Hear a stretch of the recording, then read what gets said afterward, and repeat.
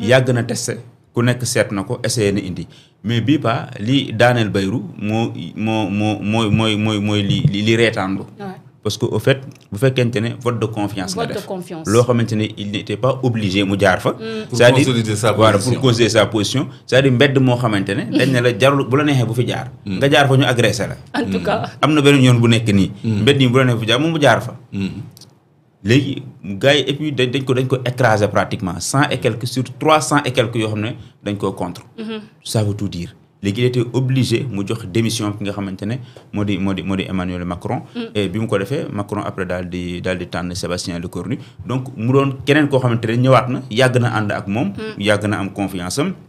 depuis bi mu ñëwee ba léegi mi ngi nekk gouvernement ci équipe am nekk dénkoon na ko fi lu jëm ci collectivité territoriales yi dénkoon na ko fi ci ministère outre-mer dénkoon na ko ministère des armées donc mu doon koo xamante ne ku ko jegeel mais ak question bi nekkatul foofu question bi ci question majorité la nekk parce que ni nga koy tëkku déjà waa France Insoumise nee nañ bu ñëwee déclaration de politique générale bu noppee dañuy dugal motion de censure te buñ ko dugalee bu gauche bi ñëwee ñële ñëwaat rassemblement national ñëwaat boo matul ñu daal di koy këpp mu daanuwaat léegi kañ nañu am gouvernement bu stable instabilité moo tax ñu bëri na woon cette fois ci waroon na jéem a ubbeeku jéem a xool gauche bi jéem a xool ñoo xam dina leen am parce que war na teg gouvernement boobu ci consensus la ko war a tegee. finalement est-ce que nekkul les deux extrêmes fu mu toll nii ñoo jàmmaarloo. non je ne pense pas mi question mais question de minorité la rek. waaw dafa ñàkk loo xamante ne bu ko ñàkkee ci démocratie yu mag yi. loolu moo waral fii Sénégal bu ñu daan mës di wax ne boo falee nit joxoo ko majorité yu mel ni ngay dund. heureusement France nekk dëkk boo xamante ne toll na fenn ci avancé ministre day dem ñeneen ñëw continuer amul problème on avance gouvernement bi daanu dëkk bi du taxaw xanaa vote budget bi nga xamante ne dañ koy reprendre parce que boo demee ba nekkul ci condition ni mën ngeen ko voter da ngeen koy bu daaw bi ngeen di indiwaat. loolu def nañ ko daaw donc bu ñu moytu ren tamit suñu amaatee gàllankoor yooyu mën nañ ko defaat donc loolu bu weesoo loolu après ministère yi keneen day remplacer moom keneen ki wéyal dem donc bokkul ak comme suñu dëkk yu néew doole yi nga xam ne bu remaniement amee presque koo jegee mu ne la may ma tuuti damay doog a ñëw may ma tuuti damay doog a ñëw. tout à fait Clédor le gouvernement français de François Bayrou moom nag renversé nañ ko lors d'un vote de confiance kii nag nga xam ne moo nekk Sébastien Lecornu moo nekk premier ministre bu bees bi nga xam ne Emmanuel Macron tabb na ko mu intervenir au moment boo xam ne mun nañ ne carrément li nga xam ne moo nekk France ñu ngi dund si problème économique dette bi moom mun nañ ne fu ko Emmanuel Macron yóbbu amul benn président français bu ko fa kii wàllum déficit budgétaire bi aussi nekk seen kanam mu mel ni comme France aussi boo moytuwul ñu ngi nekk si benn zone de turbulence bu doy waar. Mais bien sûr, Bayrou, il a joué, il a perdu. Oui.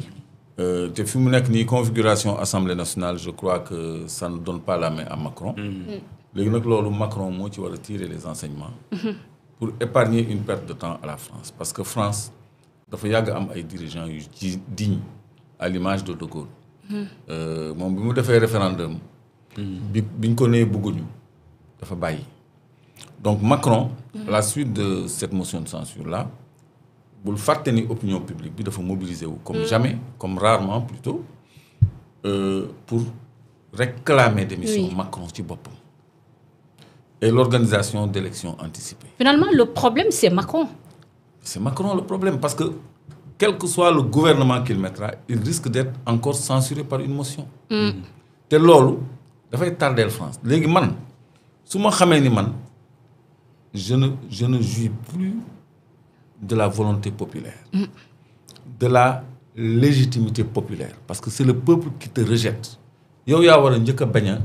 boo bëggee sa réew yaa war a bañ a tardel réew mi parce que il est à son dernier mandat non il peut pas remplir donc li ko dese mais na passe 2 ans moo ko dese 22 la ñëw waaw mais 2 ans yooyu na organiser ay anticiper même bu ko annoncé dans 6 mois wala dans 8 mois mën na créer un apaisement boo xam ne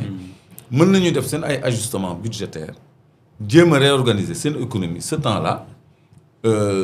ñu passer à autre chose wala qu'il essaie d'élargir son gouvernement dans une période qui va vers des élections yoo xam ne parce que moom c'est son dernier mandat pour trouver un apaisement au sommet de l'État. Kon la réponse elle est politique. Elle n'est pas économique malgré la crise, malgré le déficit budgétaire, malgré les tensions de trésorerie, malgré tout ça. la crise elle est d'abord politique parce qu'on parle de remettre une motion de censure bu fekkee ni présenté na le donc moom la nit ñi bëggatul et ils ont manifesté violemment pour réclamer son départ. kon Macron dafa war a épargner France bi nga xam ni dafa perdre pied en Afrique. oui perdre pied en Europe. perdre pied dans le monde. gis ngeen ba ñu demee ci Trump ñu leen di xaarloo ci salle d'attente. en tout cas ci audience boo xam ne ñoom sax convié wuñu leen woon. gis ngeen seen endettement ni mu commencé yokku lañ doon am Afrique comme ressource de tous ordres wàññeeku na bu baax a baax a baax a baax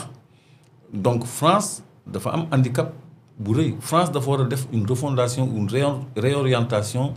de ces stratégies de politique internationale parce que sànq bi nga ne outre-mer dama ree quoi outre-mer mooy lan mooy les colonies donc dafa war a xoolaat ni jamono doxee mu ànd ak moom ba noppi tenir compte ci ay réalités te liggéey donc Afrique comme vache à lait c'est fini c'est terminé ça. parce que les Africains se sont réveillés donc ñoom nañu anticiper ci loolu plutôt wut yeneen source de financement de leur développement plutôt que de vicier l'atmosphère politique en se maintenant au pouvoir. Le pouvoir c'est quoi pour un Français mais un président français c'est pas comme un président africain du tout. Président africain c'est des rois mais un président français il est tenu par les lois et règlements. Merci beaucoup plus beaucoup. que les présidents africains. Merci beaucoup. Je pense qu'on a épuisé li nga xam ne moo nekk sujet ñeel la rubrique ça fait le buzz ñu dugg si deuxième et dernière partie émission la émission bi benn point la ñu fas yéene waxtaane.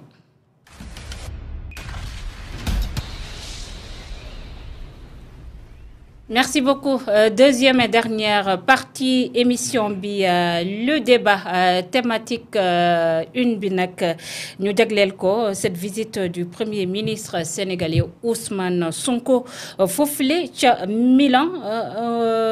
Moustapha ñu gis mobilisation boo am solo bi nga xam ne gis neen ñii di Sénégal yi féetoo foofule si diaspora bi converger foofule ca Milan pour rek accueillir ki nga xam ne le premier ministre sénégalais Ousmane Sonko balaa ñuy dugg si discours yeeg ak même